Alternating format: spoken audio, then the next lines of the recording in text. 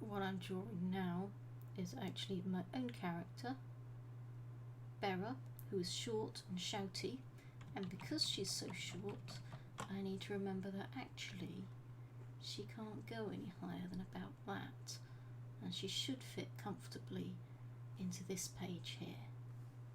She's a very, very short person. Don't ask her if she's sensitive about it.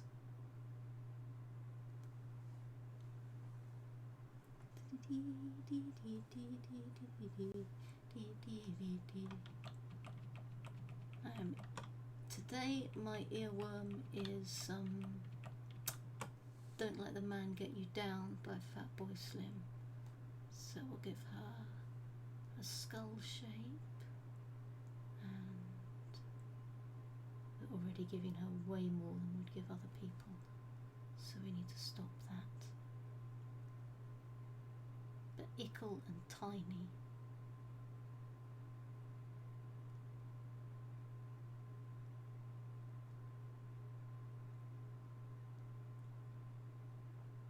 Ickle and tiny and angry. And when we get to do the facial features, that'll be important. Now, in the original design of her, she had a shield which covered up this arm, but nowadays, for religious reasons, she's not allowed to carry or use a shield. It would be a medium shield anyhow, and she's a tiny person, so essentially the shield would go like that and you wouldn't be able to see her. There'd just be these little legs underneath. But that's not what we're actually drawing, so I'm not going to give her a sword and shield pose. I might give her just the striking pose. That would be quite cool.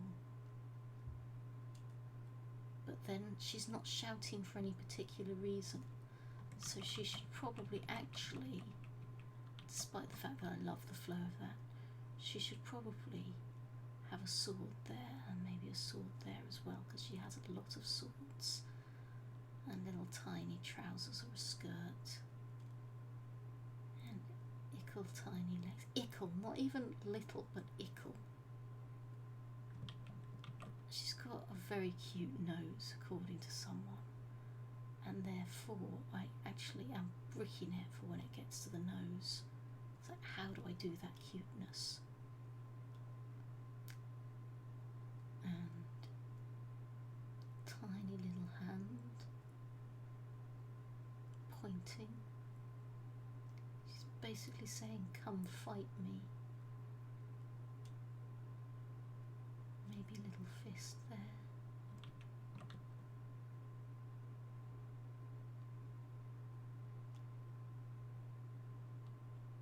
And how's that going to look if her features are that way? Yeah, we're going to need to make sure that foot comes forward. That's fine. Feet can come forwards. And we're going to have to do this in foreshortening. And she's already tiny, so we're going to be losing a lot of it.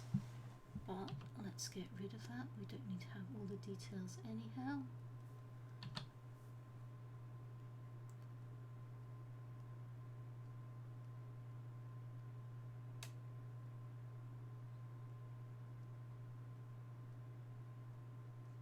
Pointy fingers. Shouty Humakti. She looks like she's wearing shorts. That is so her. She wouldn't care, and she has really terrible hair. We're going to have to get to the terrible hair. Maybe not that terrible. That's like, okay, that looks a bit like Calvin from Calvin and Hobbes. So we're going to have to deal with that. It's got the same facial structure and the hair spikes. What's she angry about though? Does it actually matter, or does she just need to be shouty? She may just have to be shouty. But it might be that there's something going on here, like there's a truth rune. So we'll do a torch. She's a highly religious person. And that's kind of enough to tell us where she is. And if anyone is wondering, Rajar would be somewhere up there. The really big guy, those are the horns on his helmet. So hit layer 2 and do some actual lines.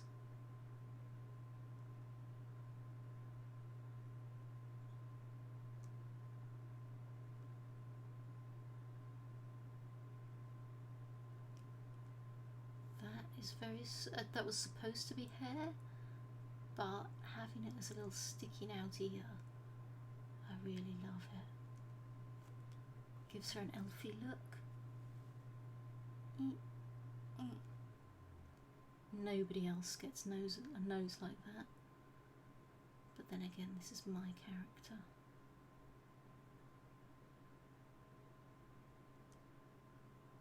Nobody else is getting these eyes either. I suspect actually that for this series I should do what I'm doing with everyone else and just give her the eyebrows. Maybe curl them up a bit.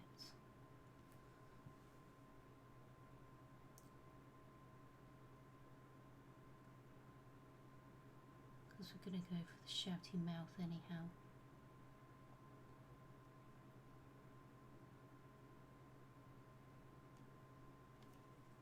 That's too shouty. Or rather, it's about the right amount of shouty, but it's in the wrong place. Shouty and angry. Because people have gone off scouting without her again, and she is the best scout, and everyone says no, she has to stay home because she can't ride. But actually, she's awesome at scouting. They just haven't realised yet.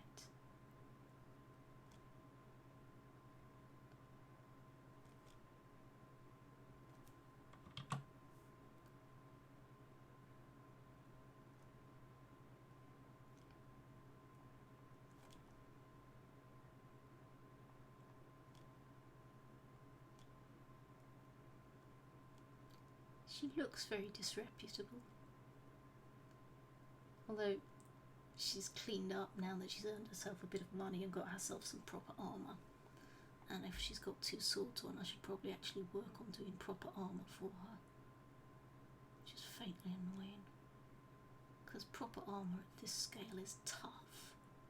And her armour is actually tooth-scaled. But it's alright, we'll just pretend that she's so small that you can't fit many teeth on.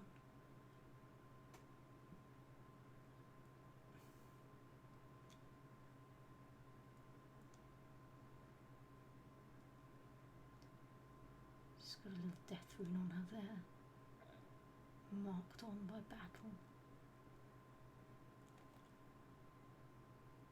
Now we need to make even this hand do something.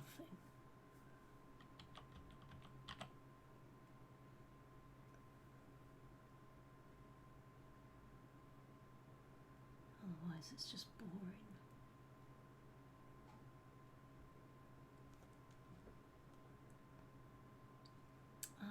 Now I know what she's doing. She's shouting at some of the other initiates. That goes over there. Who put this here? Like any Humakti, she's pretty good with a sword. And that means that she's often teaching the lay members. No, her hands just aren't that big. She's often teaching the lay members. And she has to do service for her temple every now and again. How do hands go? Hands are tough. That's where her thumb should be. So, oops, pressed E too soon. Little fingers. Thumb there, and then if I thin down the forefinger, suddenly she's actually pointing with a really small finger, and those like that. There we go. Okay, while it is hilarious that she is wearing shorts, I don't think I should actually put her into shorts. But a skirt is entirely appropriate, possibly a skirt made, I think these are called teruges or something. If they're made out of leather. I'm not going to bother making them out of leather. I'm probably just going to make it a pleated skirt. Tiny little feet.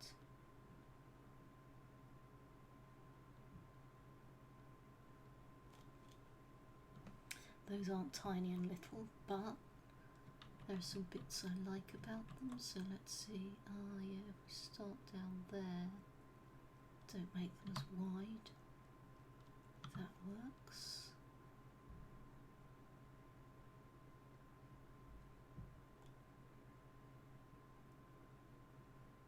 For those who follow Glorantha, this person has a very high water rule. Let's actually do that properly. So, it goes on forever, it's representative of waves. So for anyone who doesn't follow Glorantha, that means that she's highly changeable. She's also got a lot of air and darkness in her, so she could be cruel, and she's proud, but then again, you kind of want pride in a warrior, so it's not a problem.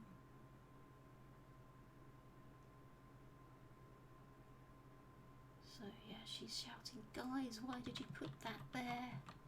Now that's actually a bit of a problem as a prop, because it should be taller than her. Everything should be taller than her. And that means we have to actually foreshorten the thing.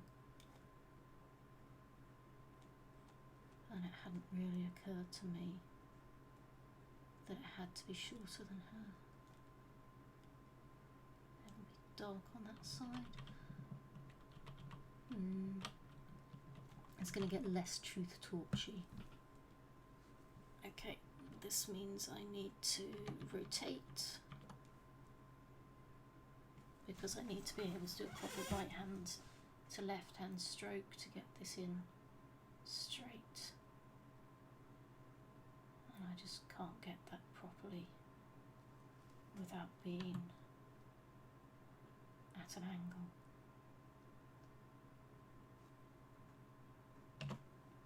There we go. So guys, why did you put that down there? Now we'll haul down the opacity of the blue layer. That reminds me, I haven't actually got any swords in there yet. So Eve erase.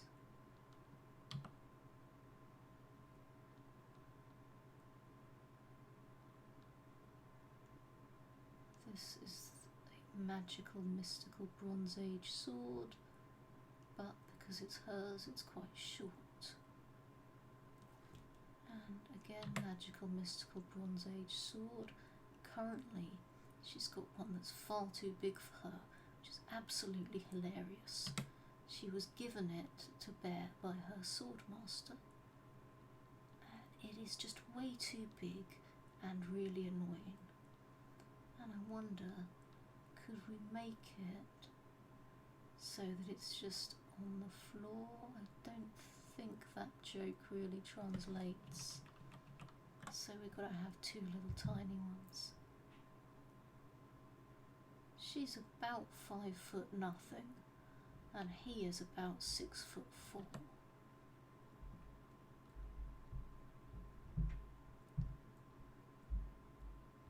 So it is actually quite hard for her to use it properly. He doesn't care.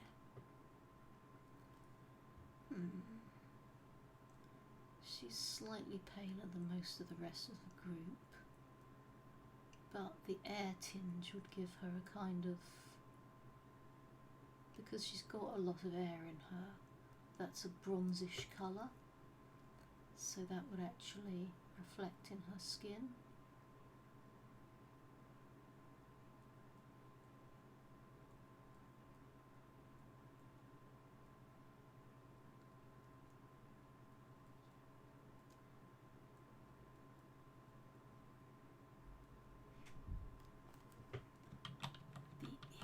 needs to look as relaxed in colouring as everything else does.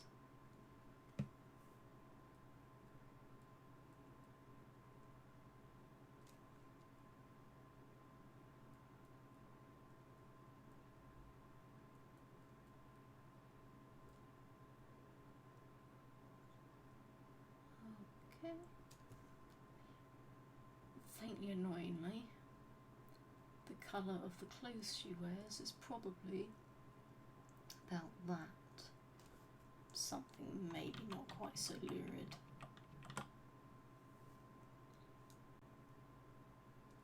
Still very bright once we get it over there. We need to desaturate it a bit.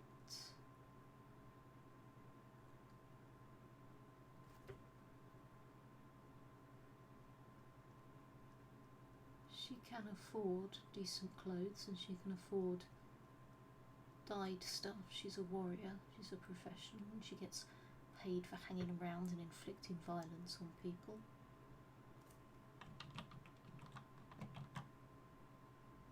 It's faintly annoying because that's kind of the same blue as under there, and so we may want to get rid of it. Her hair is black, and black isn't going to show up terribly well, but it's fine. We can lie about it. And again, we want to make it scrappy because her hair is just terrible. So we'll do it with overlapped greys. Huh, I see I didn't colour some in there.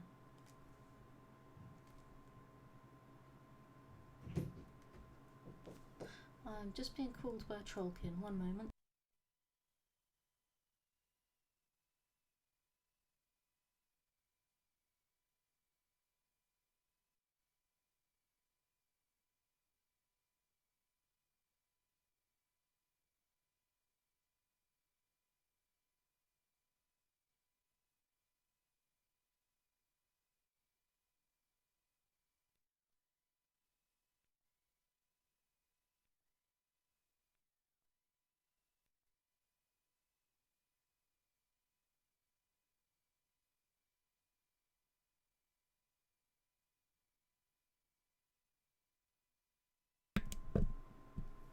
Okay, that's done. Something about this microphone requires a particular length of me touching on the mute button. So here is my bronze.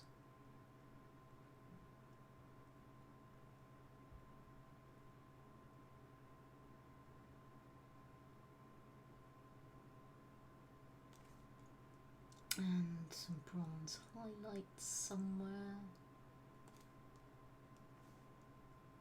Probably just a bit more orangey like that.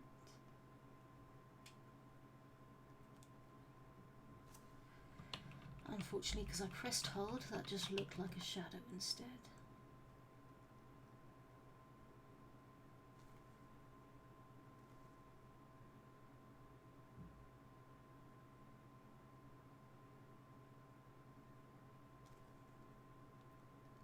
And I know that she has green on at least one of her swords, so it might as well be both of them.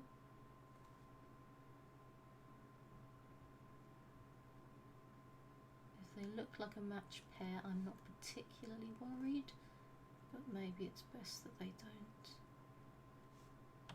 That's too dark, but we can come up with something. Yeah, let's have a really expensive flash of red there. No, again too dark.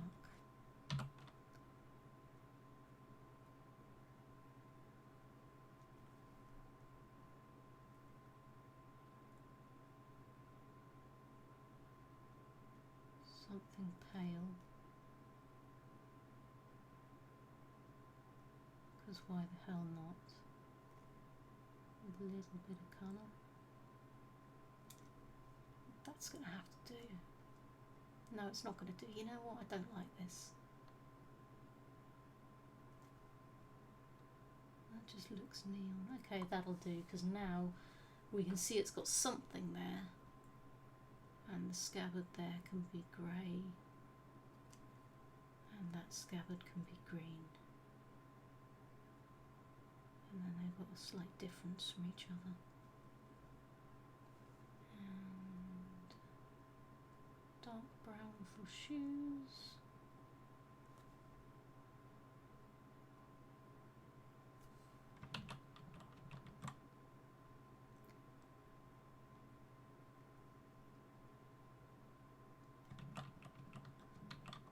I've got to remember I'm not actually attempting to colour fill the whole block. I'm just attempting to scribble and sketch in. There we go. And I think I know what this is. I think that this must be like a magical roller coaster of truth, and you can't actually ride on it unless you're that high. And I think that there's nothing that would piss her off more than that. Oh. And that is Bera. She's small and she's shouty. I'm gonna take a little bit of time to add in just more touches of colour.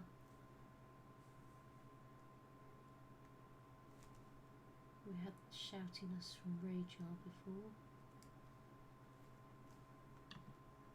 And this will be a touch of white, just for teeth, and ink.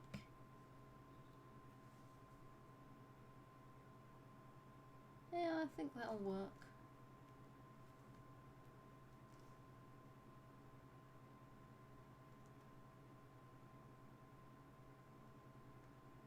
We can define the shape here. No, that looks like joyful shouting, and she is not a joyful shouter. She is annoyed because people have got things wrong again.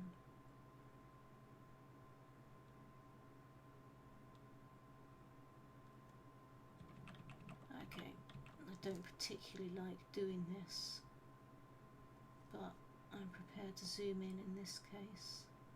The reason I don't really like doing it is because partly it's confusing when you're on the stream and it gets bigger and you can't see the whole of what's going on, whereas I'm holding it in my head. And partly it's because when I can do this, I'm working at a finer detail level, so I can see all of these things and I can accidentally neaten them up way too much. I don't really want to neaten them up. I just want to make sure that I can follow that easily, and I really just want to make sure that all these things stay looking loose. And it's kind of okay to outline things, but then I end up doing things like that. So back to 45%. And really, I think that that is it. I don't need to do anything else. There's a prop in there that's taller than she is. We're at her eye line, so we can't see it properly. And that's all very funny. I'll just make the torch be slightly more obviously a torch shape. And there we go. Thank you for joining me.